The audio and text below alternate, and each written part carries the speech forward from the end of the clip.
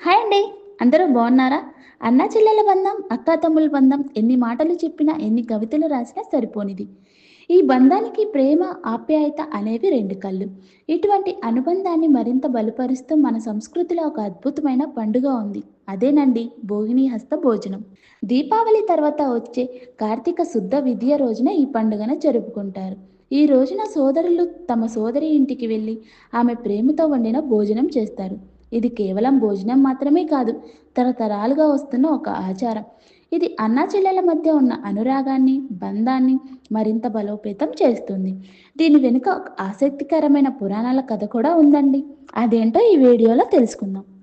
సూర్య భగవానుడికి యమున, యముడు అనే ఇద్దరు పిల్లలు ఉంటారు. యమున తన అన్నయ్య అయిన యమధర్మరాజును ఎంతగానో ప్రేమిస్తుంది.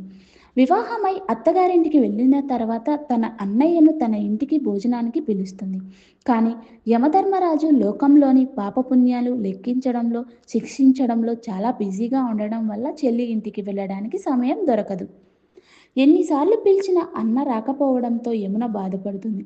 ఒకసారి కార్తీక శుద్ధ విదియ రోజున యమధర్మరాజు తన చెల్లి ఇంటికి వస్తాడు. అన్నయ్యని చూసిన యమున ఎంతగానో సంతోషపడుతుంది. రుచికరమైన పిండి వంటలు వండి పెడుతుంది. ఆ తర్వాత యమధర్మరాజు సంతోషించి యమునను ఏదైనా వరం కోరుకోమని అడుగుతాడు.